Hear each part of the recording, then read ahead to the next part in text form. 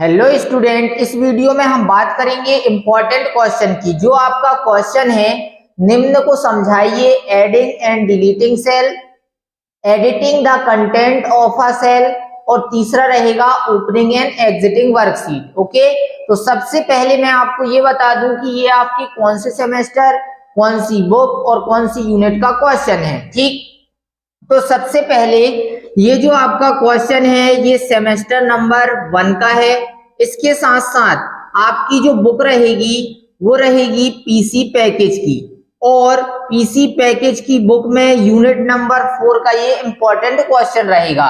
अब इसमें हमें एडिंग एंड डिलीटिंग सेल, इसका मतलब बताना है ये क्या होता है। पहले हम इनकी डेफिनेशन की बात करेंगे, फिर इसके बाद इनके स्टेप क्या होते हैं, फिर उनकी बात करेंगे। ओके, तो सबसे पहले एडिंग एंड डिलीटिंग सेल।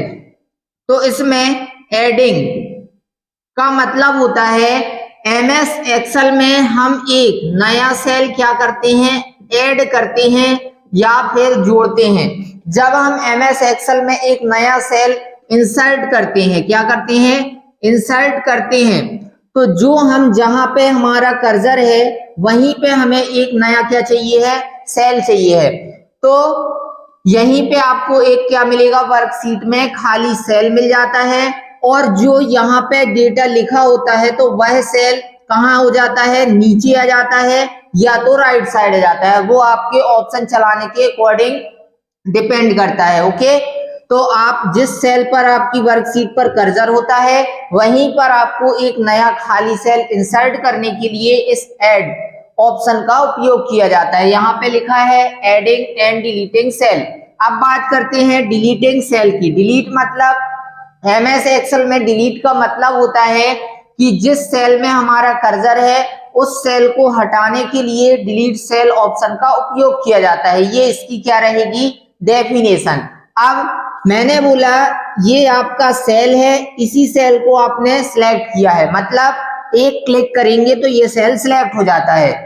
अब आपको करना क्या है, डिलीट सेल ऑप्शन में क्लिक करेंगे तो ये सेल डिलीट हो जाएगा, और इसके राइट साइड का या नीचे साइड का जो सेल रहेगा वो यहाँ पर एडजस्ट हो जाता है। ओके, तो ये आपके ऑप्शन चलाने पर निर्भर करता है, जैसा कि मैंने आपको अभी भी बताया था। ठीक, अब बात करते हैं सबसे पहले कि इसको आप ऐड और इंसर्ट कैसे करेंगे।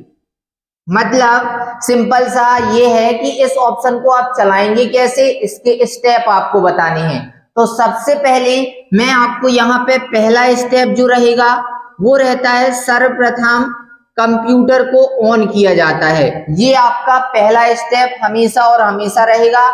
एमएस एक्सेल हो, चाहे वो एमएस वर्ड हो, चाहे वो पावर पॉइंट हो, आपको यदि स्टेप की बात आती है तो स्टेप में आप सबसे पहला स्टेप यही लिखेंगे, सर्वप्रथम कंप्यूटर को ऑन किया जाता है। बाकी सारे स्टेप में आपको एक एक से बता रहा हूं, फिर इसके बाद बात करेंगे एडिंग एंड डिलीटिंग सेल की। ठीक, तो आपका ये पहला स्टेप।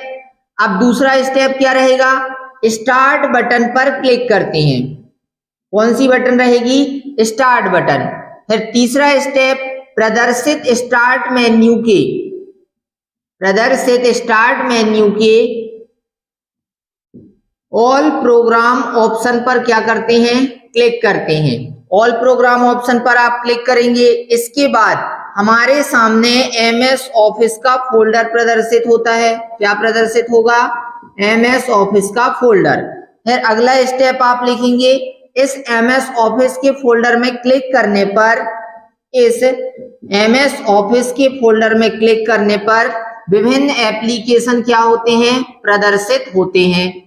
इसके बाद छठवां स्टेप, इनमें से हम एमएस एक्सेल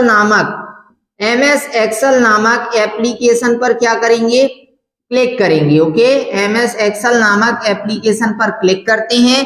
फिर अगला स्टेप, इसके बाद एमएस एक्सेल की विंडो क्या हो जाएगी, ओपन हो जाती है। ये आपको लिखना है। ये 7 स्टेप आपको हर एक क्वेश्चन में, जिस भी क्वेश्चन में आपसे स्टेप पूछे उस हर एक क्वेश्चन के आंसर पर आपको ये 7 स्टेप लिखने ही लिखने हैं। और इसके साथ साथ मैं आपको बता दूं कि जो ये मैं आपको ये चीजें कॉन्सेप्ट क्लियर कर रहा हूं। आप चाहते हैं कि सर ये हमें लिखा मिल जाए तो और भी अच्छा होगा, तो उसके लिए आपको युवा कंप्यूटर स्टडी प्ले स्टोर पर युवा कंप्यूटर स्टडी आप ऐप को क्या कर लेना, प्ले स्टोर से डाउनलोड करना, उसके बाद लॉगिन करना। वहां पे आपको डीसीए, पीजीडीसीए, चाहे वो फर्स्ट सेमेस्टर सेकेंड सेमेस्टर, सभी के आपको फोल्डर दिखेंगे। उसमें आपको सिर्फ और सिर्फ 75 मतलब 75 रुपए लगेंगे और वो सारी चीजें आपको वहां पर अवेलेबल हो जाएंगी। जितने भी इंपॉर्टेंट क्वेश्चन है उन इंपॉर्टेंट क्वेश्चन की वीडियो भी है और प्लस पीडीएफ भी है। और भी मैं इसके साथ साथ जो इंपॉर्टेंट क्वेश्चन रहेंगे उनकी भी वीडियो बनाऊंगा। उन क्वेश्चनों को आप पेपर पर कैसे करके आए, ये सारी चीजें भी मैं आपको क्लियर करूंगा एकदम ट्रिक के साथ। कोई भी क्वेश्चन आता है वो आपसे ऐसा हो ही नहीं सकता कि बने ना, मैं बताऊंगा आपको उस क्वेश्चन को कैसे करना है। ओके, तो यहाँ पे आप बस युवा कंप्यूटर स्टडी ऐप में जाना और वहां पे आपको 75 रुपए मात्र लगेंगे, आप परचेस कर लेना, फिर उसके बाद उसमें पढ़ाई करना। ओके, तो यहाँ बात करते हैं क्वेश्चन की। ये आपके 7 स्टेप जो आपको हमेशा और हमेशा हर एक क्वेश्चन के यदि ऑप्शन में स्टेप पूछा तो आप ये लिखना, ये याद जरूर रखना। इसके बाद 8वां स्टेप क्या रहेगा, उस डॉक्यूमेंट को ओपन करते हैं या आप लिखेंगे उस वर्कबुक को ओपन करते हैं जिसमें हमें सेल को क्या करना है, ऐड करना है। ठीक है, उस वर्कबुक को ओपन करते हैं जिसमें हमें सेल को ऐड करना होता है। फिर आपका 9वां स्टेप आएगा। जो 9वां स्टेप रहेगा उसमें आप लिखेंगे होम मेन्यू पर क्लिक करते हैं। कौन सी मेन्यू रहेगी, होम मेन्यू। इस होम मेन्यू पर आप क्लिक करेंगे। फिर 10वां स्टेप, इसमें प्रदर्शित ऑप्शन में से सेल्स ग्रुप में हमें कौन सा ग्रुप रहेगा, सेल्स ग्रुप में हमें कौन सा ऑप्शन मिलेगा, इंसर्ट सेल का। ओके, इंसर्ट का ऑप्शन प्रदर्शित होता है। आपको ये ऑप्शन जो मैं बता रहा हूं ऐड सेल, मतलब सेल को ऐड करने के लिए वर्कशीट पर, तो वो होम मेन्यू के सेल्स ग्रुप में मिलेगा। अब सेल्स ग्रुप में हमें इंसर्ट का ऑप्शन प्रदर्शित होता है। अगले स्टेप पर लिखेंगे इस इंसर्ट ऑप्शन की ड्रॉप डाउन में क्लिक करने पर 4 ऑप्शन प्रदर्शित होते हैं। ड्रॉप डाउन मतलब इस प्रकार से आपने देखा होगा कंप्यूटर में जो ऑप्शन है तो उसके आगे ऐसा ड्रॉप डाउन का साइन बना होता है, मतलब इस ऑप्शन में क्लिक करने पर और भी ऑप्शन क्या होते हैं, प्रदर्शित होते हैं। तो वही ड्रॉप डाउन में क्लिक करने पर पहले ही ऑप्शन आपको मिलेगा इंसर्ट सेल का, आप उसमें क्लिक करना तो आपको जहां पर आपने जिस जगह पर सेल में क्लिक किया है वहां एक नया खाली सेल मिल जाता है।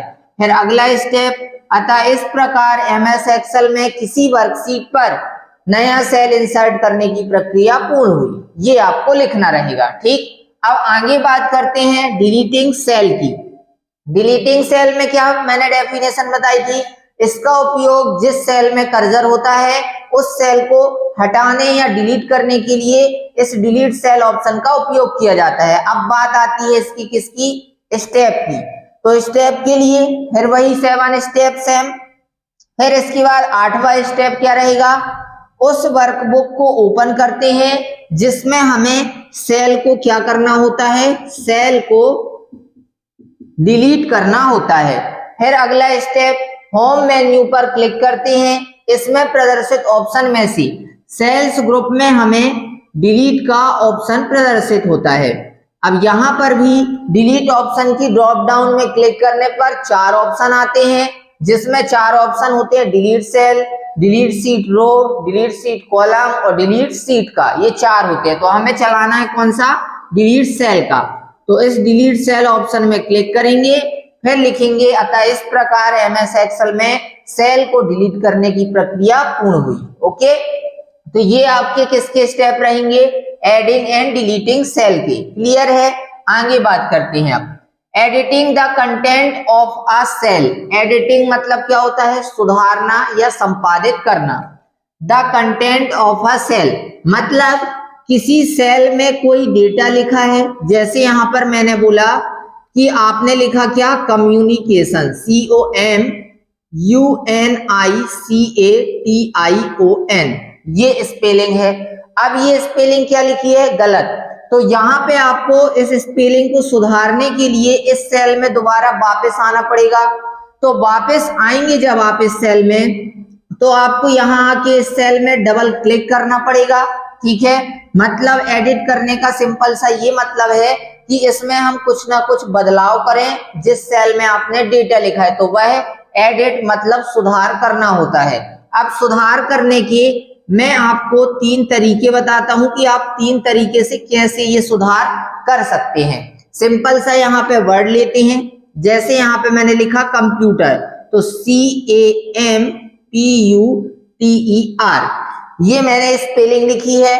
अब यहाँ पे सिर्फ और सिर्फ मुझे ओ करना है एक ही जगह पर, लेकिन यदि मैं इस सेल में आके और डायरेक्ट क्या करूं, एक ही जगह चाहूं कि ओ लिख दूं, तो ये शुरू से लिखना स्टार्ट होगा, क्योंकि यहाँ पर ये टेक्स्ट सिलेक्ट नहीं हुआ है, सेल सिलेक्ट हुआ है। इसी कारण से एडिट करने पर वो शुरू से लिखना स्टार्ट हो जाता है। तो अब बात करते हैं एडिट 3 तरीके से कैसे करेंगे।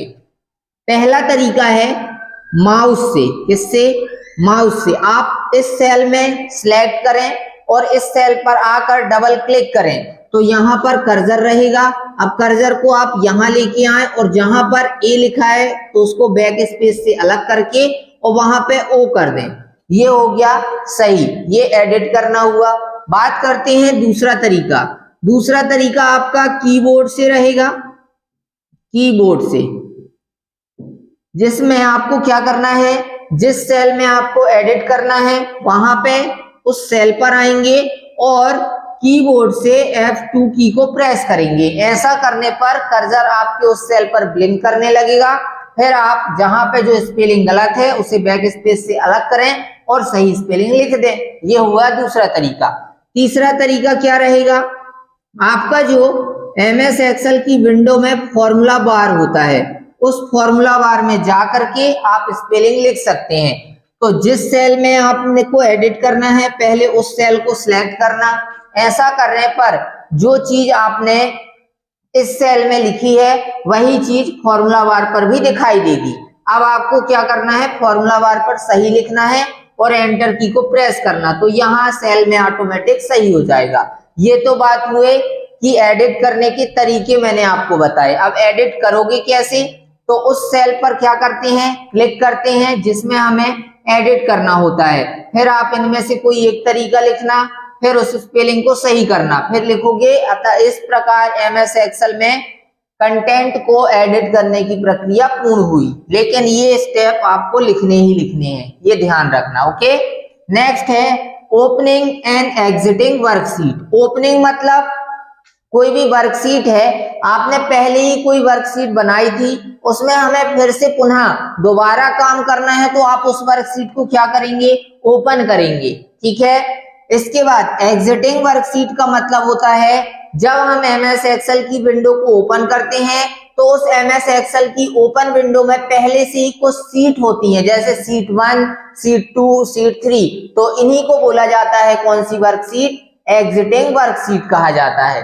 तो ये आपके ये क्वेश्चन इस प्रकार कंप्लीट हुआ। बाकी जो जो मैंने आपको बताया है वैसा आप करें। आप किसी भी क्वेश्चन, जो भी आपके पेपर पर क्वेश्चन आएगा आप सारे करके आएंगे, किसी भी प्रकार की कोई प्रॉब्लम नहीं होगी।